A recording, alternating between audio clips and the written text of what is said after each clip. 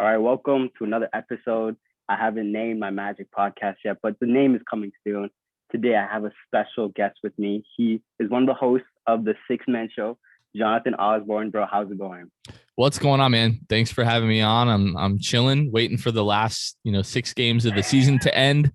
Then we'll be waiting for the draft lottery. But yeah, man, just hanging out. Thank you so much for having me on. It's a pleasure. Yeah, no worries. Thanks for coming on. So to start off, what are your thoughts so far on the season? The season has sucked. Like, there's no other way to put it. Mm-hmm. It's been really rough. I was really excited at the beginning of the year. We didn't have Jonathan Isaac, so I kind of had tempered my expectations for how good we were going to be. But you start off the season 4-0, and then you lose 2, you win 2, you're 6-2, and then Markelle Fultz tears his ACL. And since then, I was trying to think about this a few days ago. If there was any point during the season where everyone on the active roster was available to play, and you go all the way back to training camp, James Ennis starts the year. He was having like some type of hamstring issue. Aaron Gordon was still kind of like on a minutes restriction the first couple of weeks, still dealing with his hamstring issue from the bubble. Terrence Ross started off the season with some knee issues, some knee soreness. Then Evan Fournier starts to have the back issues. Markelle Fultz tears his ACL. Al-Farouq Aminu, obviously it took time for him to get back up to speed with the meniscus injury from December of 2019. And then from that point, it was like ticky-tack stuff, like Michael Carter-Williams with the foot, and then Aaron Gordon with the ankle, Cole Anthony with the rib injury. It's just not stopped all year long. Pile that on top of all the losing that we've done since the Markelle Fultz injury. It's just made it for a really crappy year, to the point where I'm just trying to do whatever I can to have fun, whether it's do like food stuff on Instagram during games, or I bought a Army helmet for the tank. A lot of people have seen that. So it's been rough, man. What about you? How have you felt so far? Yeah, like similarly, like because we got off to the best start we've had in Magic franchise history, and then Markelle goes down, and then at that point you're still thinking like, can we make the play-in tournament? Because that's something, right? Like that has to be something. And then through all of that, you're just wondering, like, how do we get through this? Because everything was so bright in the beginning, and then after that, it was just like, where do we navigate? Which direction are they going in? Are we tanking at that point, or are we still fighting for the play-in tournament? And then Gordon's out, MCW's out, Ennis, Chuma even, and he was already injured last year, so it made it worse because he was just coming off a major catastrophic injury. And then you're just thinking, okay, like what can we do at this point to turn things around? And then at that point, everyone's just looking forward to the draft. And it just makes you think how the season could have gone if there were no injuries. But honestly, like it is what it is. Injuries are part of the game. And so that brings to the next part. What have you seen from Okiki this year that you liked? Well, I've been really high on Okiki. So shortly after the draft, like going into that, what was that now? The 2019 draft, the guy that I had at the top of my wish list, I guess you could say, in terms of where we were going to be picking at 16 was Nickeil Alexander-Walker. I was with some other Magic fans we kind of had like our little own draft party here in the Tampa area. And we all were all in on Nickeil Alexander-Walker. And at 16, he's sitting there. And then with the 16th pick, the Magic select Chuma Okeke. And we're just like, who in the world is Chuma Okeke?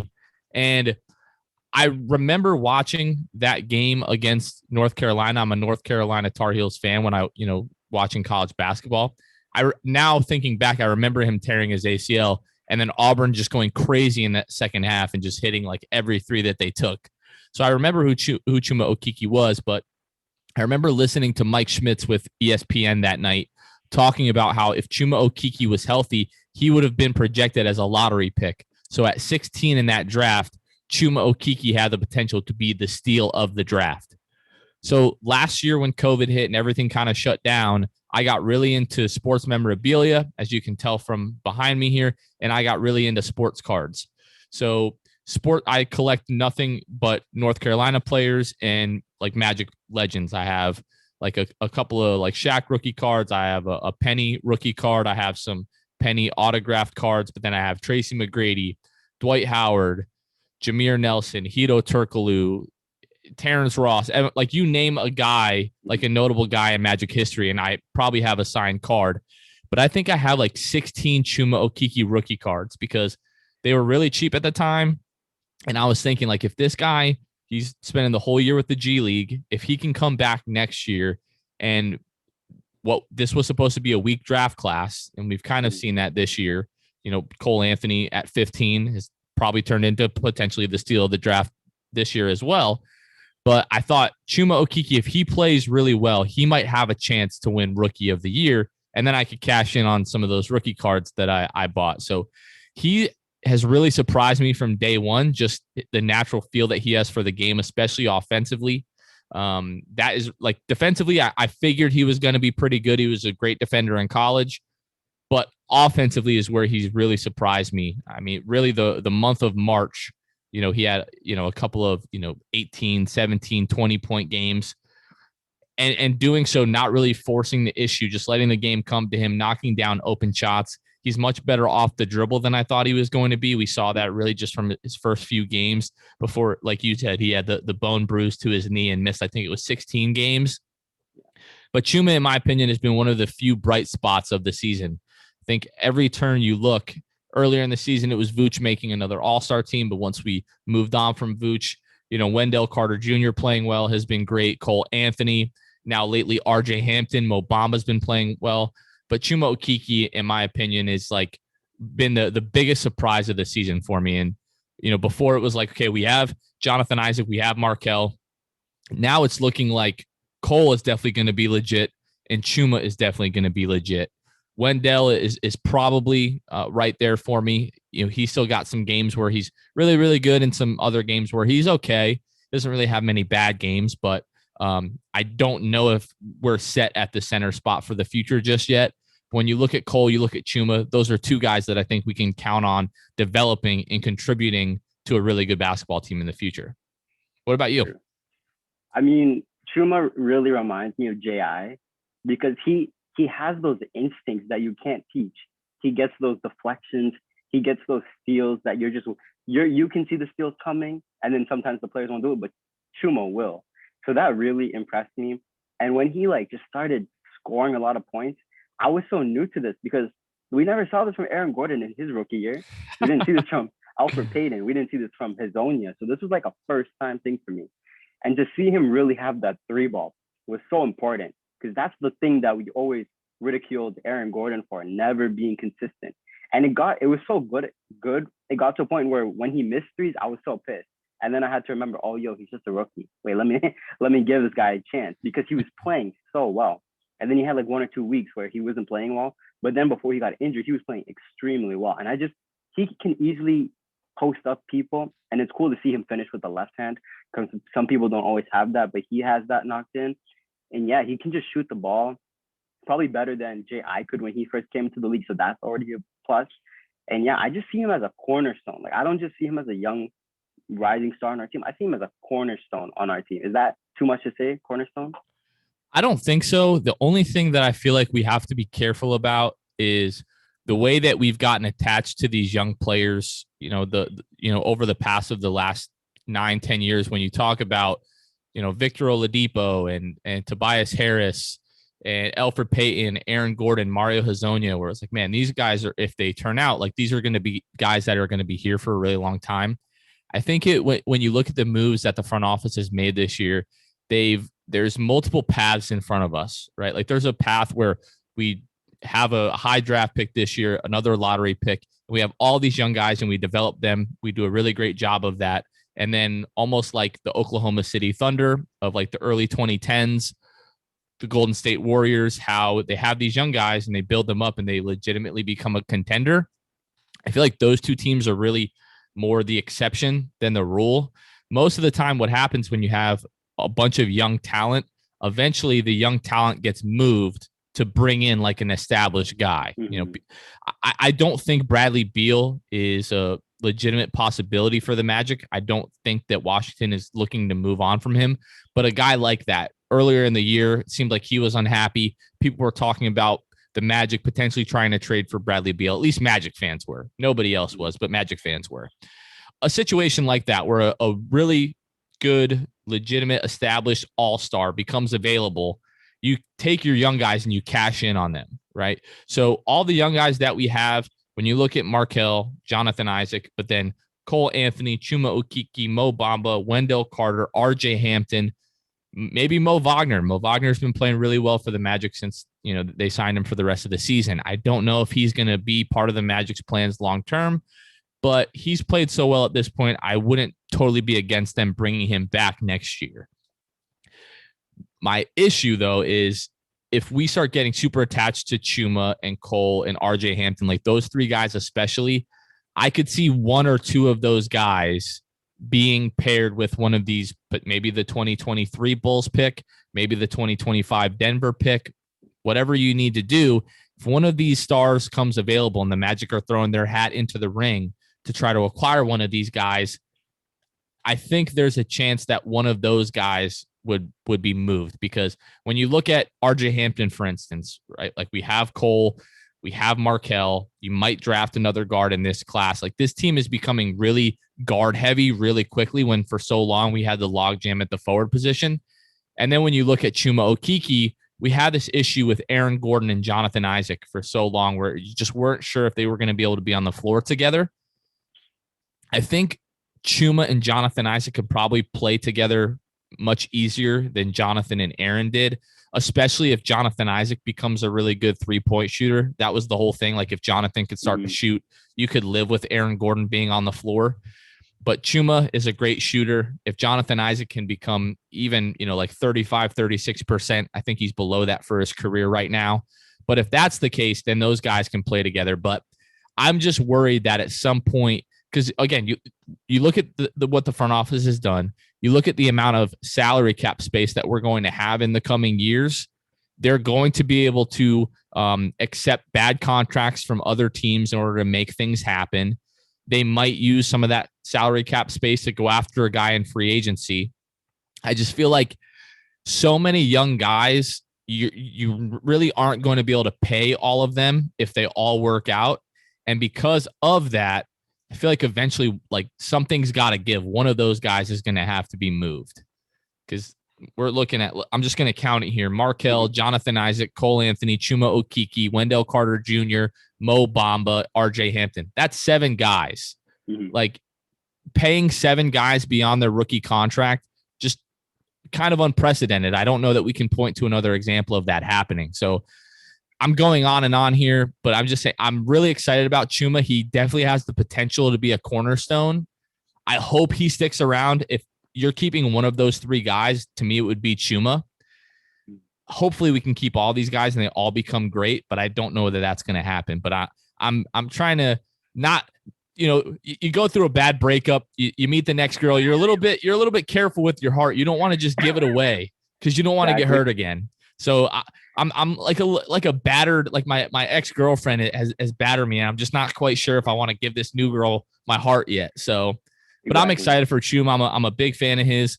I'm waiting for my earned jersey to come in the mail. I pre-ordered a Chuma Okeke earned jersey a couple months ago. It's supposed to be here like next month. So big fan of Chuma. I got the rookie cards, so I'm banking on him to be good. What about you? Honestly, I love Cole Anthony, RJ Hampton. That backcourt in itself has so much potential. The way Cole Anthony the potential he has to shoot the 3 ball.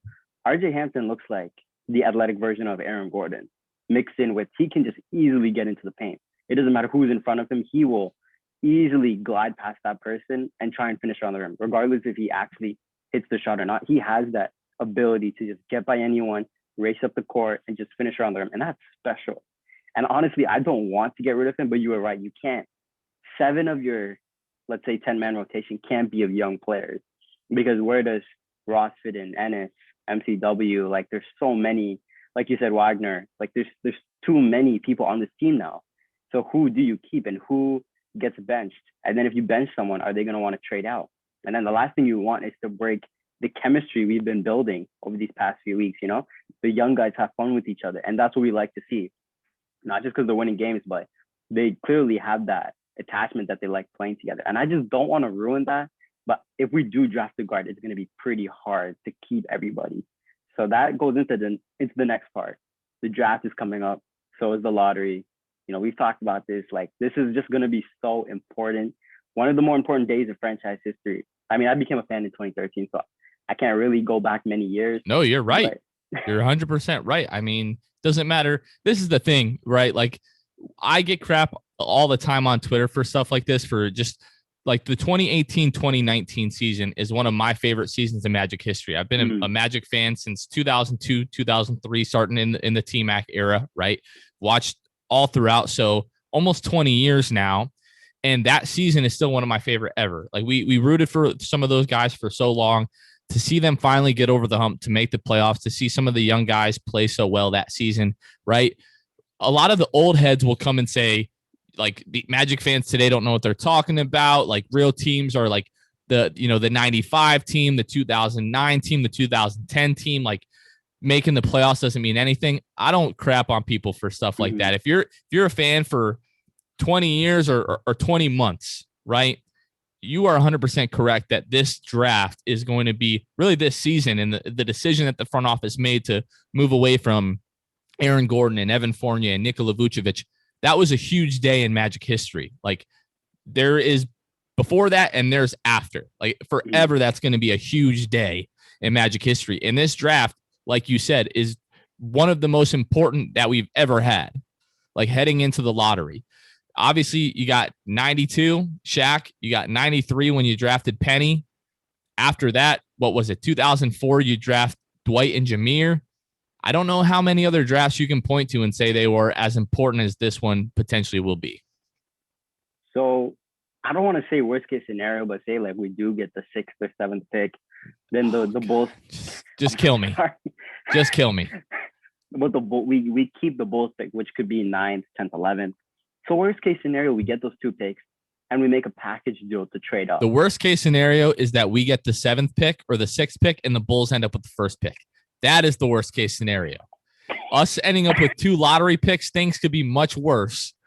We could have 1 lottery pick and then we could see Vooch and Zach LaVine playing with Cade Cunningham next season. Yeah, that is the worst case scenario. I didn't want to speak it into existence, but clearly, odds are the odds, my friend.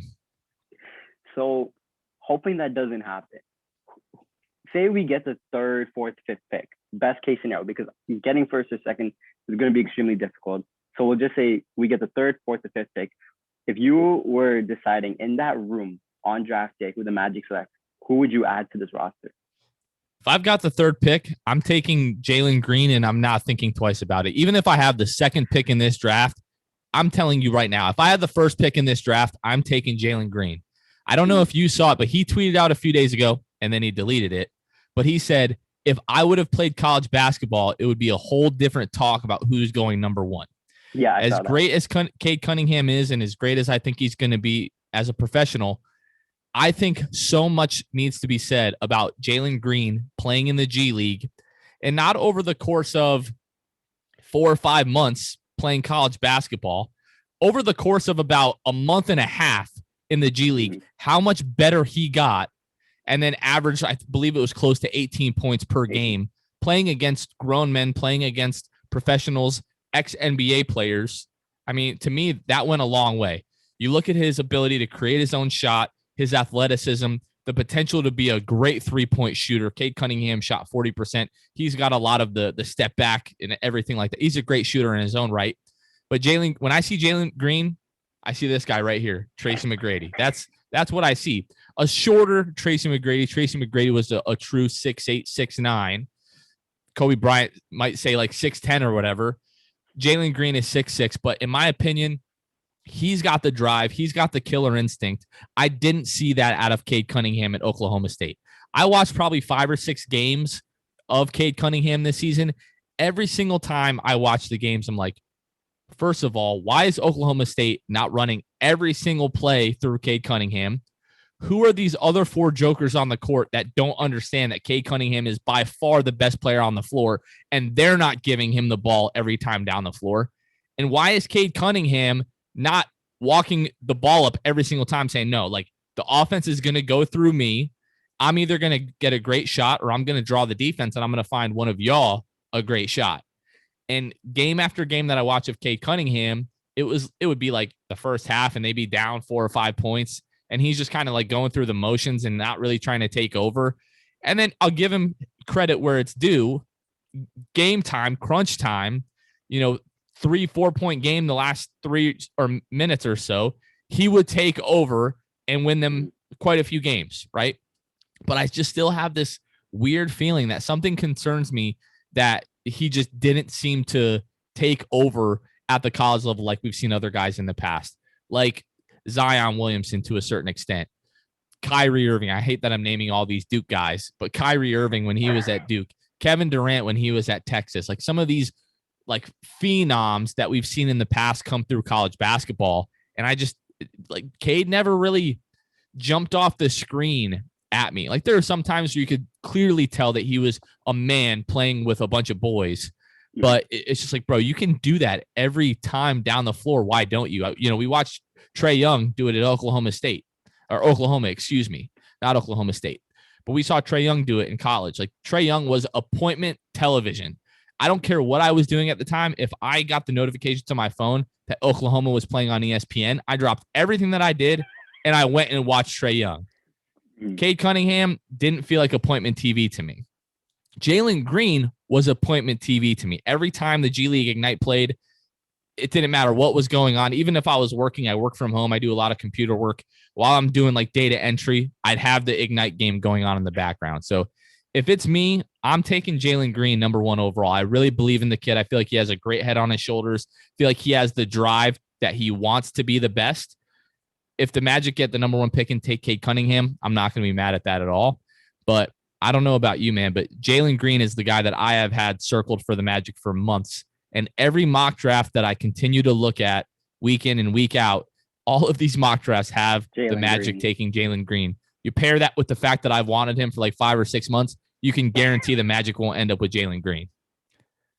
Honestly, like I feel personally that Jalen Green and Markelle would be better than Markelle and Cade. That's just how I see it. I think Jalen Green doesn't need the ball as much to do what he does, so he can defer off Markelle, kind of like a definitely better version of Evan Fournier. He can shoot the ball well. He's athletic. He can finish around the rim. He's a good playmaker. There's nothing. He's a great teammate as well. So there's really nothing you can say negative about Jalen Green. Cade Cunningham, like you said, if we took him too, that'd be great. I just feel like Jalen Green would be a better fit. But I'm not gonna lie, I'm a big fan of Jalen Suggs. I see him and Markelle also playing well together. I know like Jalen Suggs' 3-point shot isn't as great as Jalen Green's. He doesn't have that it factor to him, but he does have that winning mentality. I like when I see that at Gonzaga, not just the game winner he had in March Madness, but like you could just see him being that force for that team, being a great leader. We don't really have that leadership on this team that we kind of hope to have. I mean, sometimes I see Markelle doing stuff like that, but I don't really see it from a lot of other people. So I wouldn't really be mad if we took Jalen Suggs with like the 3rd or 4th pick. But obviously, like it would be great. I think Jalen Green's the best fit for the Magic. And if we did take him, I'm not saying anything negative. Where I'll be happy, I'll be popping champagne bottles. Like it'll be a great day. But it just depends on if this team can be healthy next year. And if this team is healthy next year, where do you see us finishing? What's the ceiling? One last thing that I want to say, because I don't think I've said this like really publicly yet, but part of my want for Jalen Green is because I feel like if we, and this is stupid of me, this is the stupid like fan brain coming out of me. People are not going to agree with this, and I don't really care, but this is just my thoughts, the way that I feel about the state of the team. I feel like if you're taking Cade Cunningham or you're taking Jalen Suggs, you're in a way like not totally, but almost like half giving up on Markelle, because I think we can all agree that Markelle is best suited to be the primary ball handler and the primary playmaker, when Jalen Suggs and Cade Cunningham, those are both guys that I think have like transcendent talent when it comes to their passing ability and playmaking.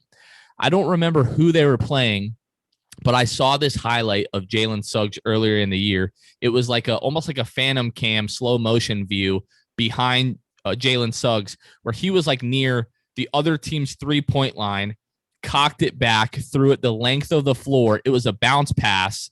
His teammate caught it and ended up missing the layup. But to throw a pass like that, like the other night we saw LaMelo Ball The Hornets were playing the Pistons. LaMelo Ball got the ball on the left wing and just had it in his hand for less than a second and just fired it through like four guys to a guy just wide open. I could not believe that he was able to make that pass. I think Markelle has a little bit of that in him, not to the extent of LaMelo Ball, but I think when you talk about the playmaking ability of Cade Cunningham and Jalen Suggs, they're probably already right on par with Markelle Fultz.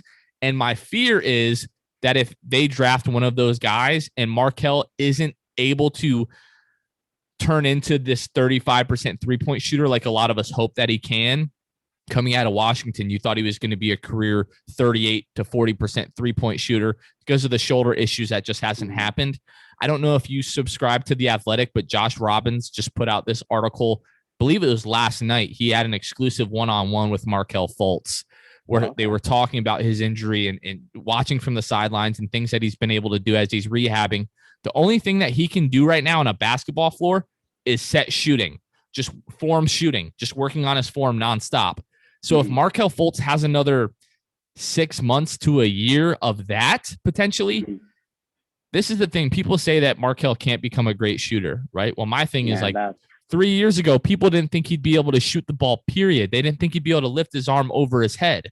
So he's come so far in the last 2 years. I don't think it's impossible that he can become an average three-point shooter. But if that doesn't happen and you draft like a Jalen Suggs or a Cade Cunningham, that's my fear, that Markelle kind of gets pushed to the side. And that's stupid of me because you just want the team to be as good as possible and you want to take the best player. But I'm rooting so hard for Markelle Fultz and Jonathan Isaac especially. They're my two favorite players on the team. I don't hide that whatsoever. But yeah, man. What was your question? I'm sorry, I completely got sidetracked talking about Markelle. No, I think it was about like the draft and how I was okay with taking Jalen Suggs, but then you were mentioning how you felt like if we took Jalen Suggs or Cade Cunningham, actually I completely agree with you, because the last thing we want is to take Suggs or Cade and for them to be better than Markelle next year. And then front office is like, well, we got Cole Anthony. But listen, and then next thing you know, they trade him. What we really want more than anything else is for this team to win a championship. And if those guys come and they're already better than Markelle, to me, that says more about those guys than it says about Markelle. I think Markelle is still a phenomenal talent. I still think he can make an all-star team. I really believe that. So if we draft one of those guys and you tell me they're better than Markelle, then we did okay with that draft pick. Honestly, Markelle's my favorite Magic player currently, has been like since last year when his first fully healthy season. Watching him play, man, it was a joy to watch. Knowing what he's gone through to where he was playing that game against the Lakers, where he went off, he took over that game. I was like, this is who we wanted. And he at special that point, kid. He couldn't even shoot threes not well at that point. He didn't even shoot a three in that game. Got like 21, 10, and 11. And I'm like, that's our point guard. That's who we want. And then you kind of just scared me if we took a better player in the draft. And then the Magic front office was like, yo, let's trade Markelle. That kind of scares me. That's the stupid fan brain. Like, it doesn't make any sense because you just want the team to be as good as possible, but you can't help but root for these guys, especially guys like Jonathan Isaac and Markelle, who the last few years have been through so much. And you see them face those obstacles with such a positive mindset and positive outlook. I'm telling you, Josh, if you have not watched or if you don't have a subscription to The Athletic, I think right now it's like $1 to sign up, or it's like $8 for the first year. Josh Robbins, I'm not just trying to blow smoke up anybody's butt or butter him up or whatever. I love Josh Robbins' writing. I think he does such a great job. He asks the best questions to get the best responses from the players. And like, if you are out there listening to this and you're a Markelle Fultz hater, or you're kind of on the fence about him, just go and read that article that Josh Robbins recently posted to The Athletic. And there is no way that you can read that article and not root for Markelle Fultz. So just one last question, and it's a very important question as well. I hear you talk a lot about Wendell and Mo Bamba and how the improvements you wanted to see from Mo Bamba, the way he's been playing recently compared to what you've seen from Wendell recently. If you had to pick one of them to come back next year, who are you picking? Oh my goodness, you're killing me, bro. Please don't pick who I don't want you to say. To be honest with you, if we can only bring one of those guys back, I'm bringing back Wendell. Wendell has just proven that he is a legitimate starting caliber center in the NBA, and Mo Bamba has not. As much as I love Mo Bamba, I don't. That's another guy that you just, in my opinion, you cannot help but root for. He's shown flashes, but he's just not consistent enough. He has all the physical tools in the world. He should be up there with, Rudy Gobert as far as like a rim protector, defensive presence, everything like that. And there's just so many times that you look at him on defense and he just has no idea what's going on. Now, lately, he has been better on that end. I will give him that credit. He's such an intelligent guy. It doesn't make sense to me that like the light switch has not just switched on yet. And he's like, aha, I get it now. So Clifford talks all the time about how, guys just have like a natural feel for the game. And it doesn't seem like Mo has that natural feel for the game. I think he's physically talented enough. I think he's intelligent enough to eventually get there. But are the Magic willing to wait? And is Mo Bamba going to be patient enough to sit there and be, I was the 6th pick in the draft. I'm still a backup center. I'm not getting as many minutes as I want. Is he going to convince himself that he's going to go somewhere else, get a change of scenery, and maybe things will change? Would they? I really don't think so. I really think he just has to figure it out. I do love the fact that he's getting more of an opportunity this year since you've moved on from Vooch and you moved on from Kem. But in my opinion, Wendell has some nights where he gives you 22 points, 11 rebounds, and 2 blocks, right? Mo Bamba has put some nice games together recently. Now, like a lot of what he's playing against, like the other night, he had a good game against the Pistons. The Pistons were trying to lose that game the entire game on purpose. The Magic decided in the 4th quarter that they were going to try to lose that game. Didn't play any of the starters, but I hate to say like garbage time and empty minutes and stuff like that. At the beginning of the year, I was the biggest proponent for Mo Bamba. It's like, yes, he's playing in garbage time, but look at his per 36 numbers. Per 36, not the best metric to try to see what a guy is capable of. But I was like, if you look at the per 36, all it tells you is he at least needs to get more minutes to show you what he can do. That it shows you that he's not complete garbage. He has potential, but he's got to get out there and show you what he can do. Right now, offensively, if he's not hitting jump shots, he doesn't really offer you a whole lot of offense, right? As a rebounder, he is getting better, but for a guy that is that tall, it should be a non-issue. Like he should just be able to outposition everybody and just get his hand up there and grab the rebounds. When you see smaller guys get rebounds over him, or you just see him like totally out of position, it's just like he hasn't totally figured it out yet. Like, what is he doing? I'm not an NBA player, but sometimes I'm just like, why are you on the floor where you are? You should not be there. You should be over here. And if I can do that, to me, it's concerning. So for all of those reasons, I still think Mo can be a phenomenal player. I think Mo, if he can figure it out here, I'm pointing to my head for the listeners. If he can figure it out here, he's going to be ridiculous. A guy who absolutely can get into the upper 30s as far as the 3-point percentage goes. Phenomenal shooting form. He's got incredible physical tools, just the athleticism, the length. In my opinion, one of the things that the Magic don't do enough is run pick and roll for Mo. It's one of the most unguardable plays in basketball. If you lob the ball up in the air, nobody else is getting to it. He's either making that or getting fouled every single time. So I'd like to see the Magic do that more often, but I'm still a huge believer in Mo, but you made me choose, so I would pick Wendell. I'm kind of regretting asking you that question. Honestly, I don't like the answer, but I want this team to be as good as possible. I'd honestly, I could be biased, but I'd stick with Mo Bamba. What he showed me this past week, man, I've been hyped. Every time he hits a shot or a dunk, man, I just go crazy because I've just been rooting for this guy since day one. I felt like he got a cheap shot with Coach Cliff in the beginning of the season. But forgetting about that, we moved on from Vooch. He's getting a bigger opportunity, more minutes. He's doing so much more. He's doing great things, and I want him to be part of the team's future. But then again, he was our pick, so that's why I'm kind of biased. He has that relationship with Cole Anthony, so I don't want the Magic to mess it up too. But yeah, that's going to end it for today's episode. Jonathan, thank you so much for coming on. If they want to reach your podcast, how can they reach it? Yeah, they can find us at Six Man Show. So SIXTH Man Show, at Six Man Show on Twitter, on Instagram. You guys can find us on Facebook as well. Our podcast is on Apple, on Spotify. It's all over the place. We're also on YouTube. We try to put, our weekly episodes up there. We love to interact with fans. I DM with my man Josh here literally every single day. So we try to engage with the fan community as much as we can. We're a podcast by fans for fans. I mean, I guess we technically are part of like the media at this point, but we really just try to do it for the fans. More than anything, I'm trying to grow the Orlando Magic fan community, get more Magic fans, get more fans into the Amway, give this team, the fan base and the energy that it deserves. So, yeah, man, I appreciate you having me on. A lot of fun. Anytime, let me know. Yeah, no worries. And thanks again for being on.